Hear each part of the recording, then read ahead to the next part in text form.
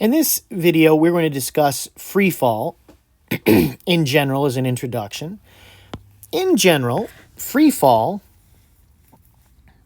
is the movement of an unsupported body in a gravitational field.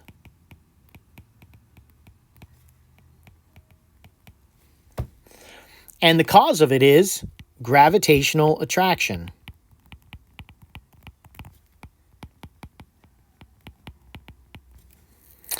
So we typically will think of the Earth, and here's a tree, and we might have a ball or something, and we know it will undergo free fall and fall toward the Earth. But from a bigger perspective, what we have is the Earth, and we have this body that are being mutually attracted.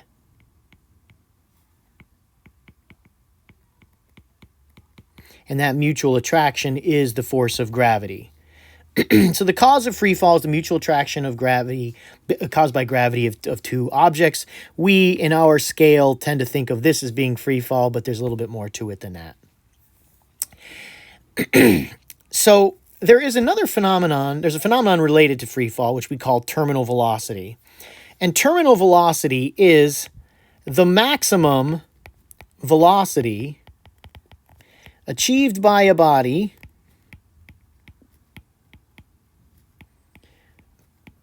when undergoing free fall, caused by air resistance.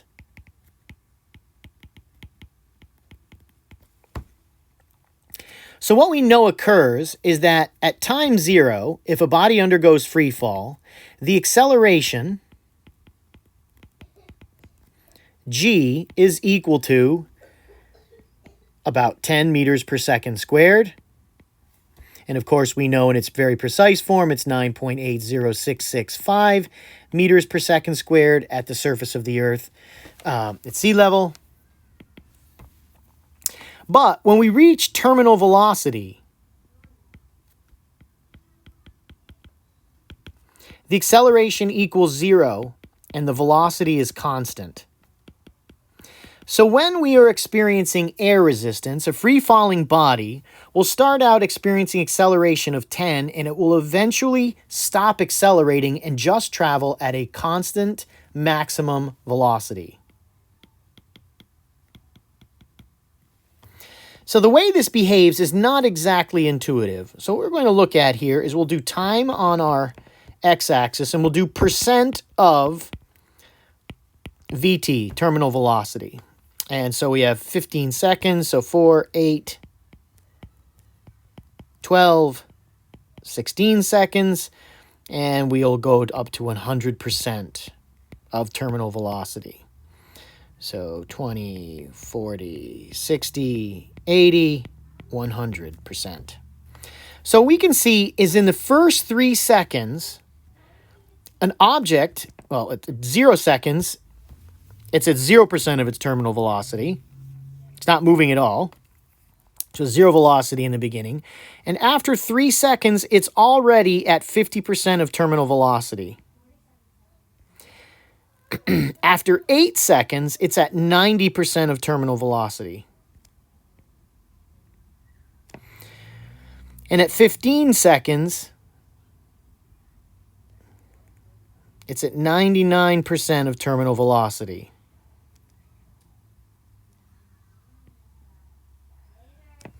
So you can see that very rapidly, by the time you get to 8 seconds, we're already at 90% of the fastest speed we're going to get. Or 90% of the way toward our terminal velocity. So it happens relatively quickly, and that's because we speed up very quickly. Now, one other expression I want to mention is the expression neglect air resistance.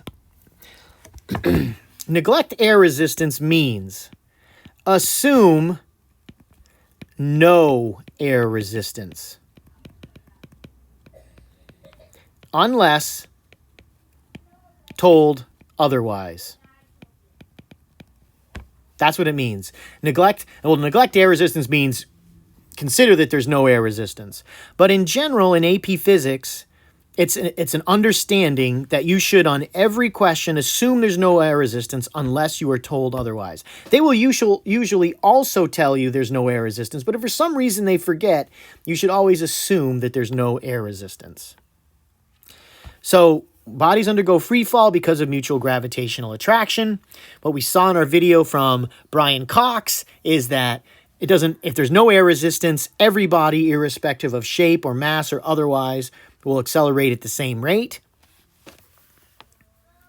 But when there is air resistance, the acceleration will decrease from 10 to 0. And when the acceleration is 0, the velocity is constant, and it's now reached terminal velocity, the maximum velocity it'll ever reach. And there is a curve that we could view this occurring over, and we see that very rapidly we get close to terminal velocity. But we'll also see that falling for 7 seconds, we will have covered a very, very long distance. So let's look at the terminal velocity a little more closely. Now, one thing to address when it comes to terminal velocity has to do with a parachute. So a person undergoes, let's say they jump out of an airplane. They jump out of an airplane. They're doing skydiving. And they jump out of an airplane, and the velocity increases. So we have a initial velocity equal to 0. And the initial acceleration is 10 meters per second squared, the acceleration caused by gravity. Now, as the person gets faster and faster and faster, they approach terminal velocity. And when they get to terminal velocity, the acceleration will be 0 meters per second squared. But notice, at all times, as the acceleration is changing, 9, 8, 7, 6, 5, 4, 3, 2, 1, at no time is the acceleration negative. In other words, at all times that it is going from you leave the plane until we reach terminal velocity, velocity is increasing because there is acceleration. The velocity increases all the way until terminal velocity is reached. All right, that's the first thing. So we are speeding up the entire time until terminal velocity is reached. Then what occurs is someone pulls a parachute. And what the parachute does is so let's say we've got a terminal velocity that we reach, and let's say that terminal velocity is 50 meters per second. We pull the parachute, and the parachute, what it does is it slows us down. And our speed may go from 50 meters per second to 30 meters per second.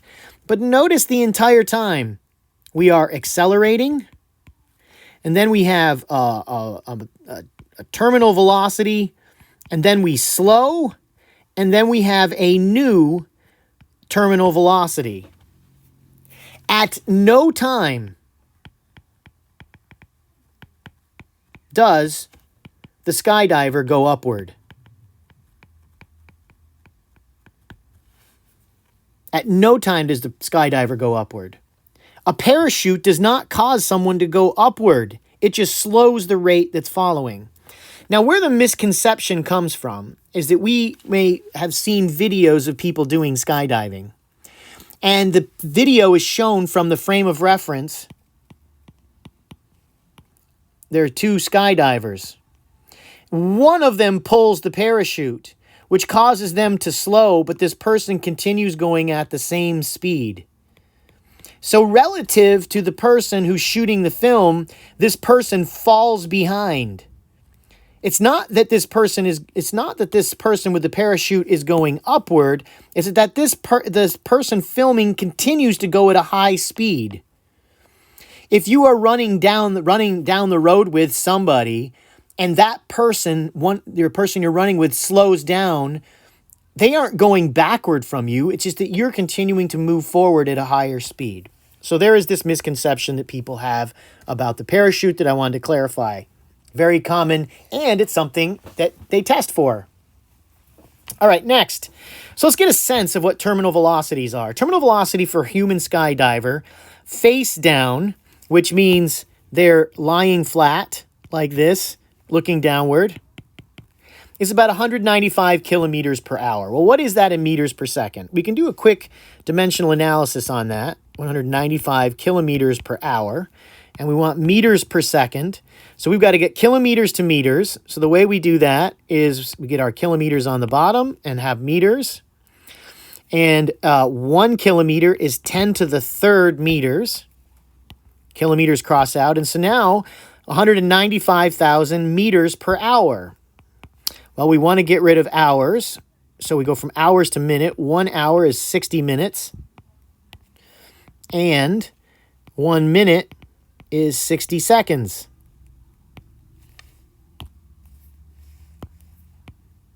So that gives us the remaining units of meters per second.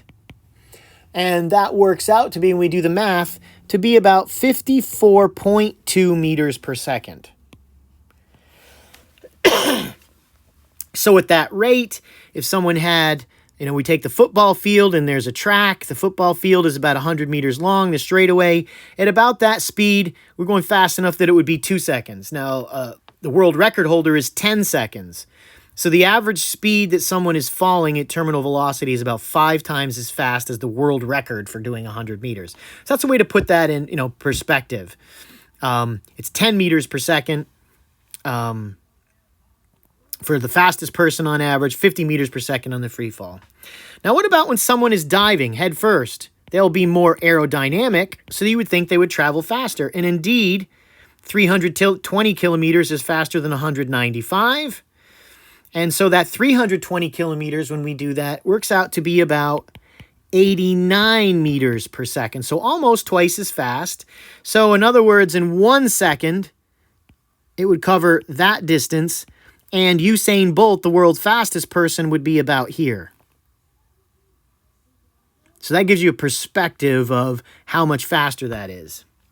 Now, there's a fellow, and you could look this up on YouTube, Felix Baumgartner, got in a balloon and went up to the edge of the atmosphere. Went in a big helium balloon and got up there, something like 100,000 meters up there above the surface of the Earth, and took a jump. And you can watch the video of this. It's really pretty interesting. You can find it on YouTube. And he experienced 1342 kilometers per hour, which works out to be about 373 meters per second. Now, one of the things that was interesting about this jump is they wanted to know is, did he break the speed of sound? The speed of sound happens to be 330 meters per second. So indeed, his speed was faster than the speed of sound. But when he did this, there weren't any sonic booms that happened, because this 330 meters per second is the speed of sound at sea level. Now, he went up so high in the atmosphere is thinner, and as you go up into higher levels of the atmosphere, the speed of sound changes, and the meaning of speed of sound and sonic booms and all of that changes. Okay? So in any case, he definitely exceeded the speed of sound, because as you go up, the speed of sound changes. It actually becomes less. So when he was up above, way up high, he was a much larger multiple of the speed of sound than he was if he were closer to the Earth. So this gives you a sense of perspective of how fast terminal velocity is.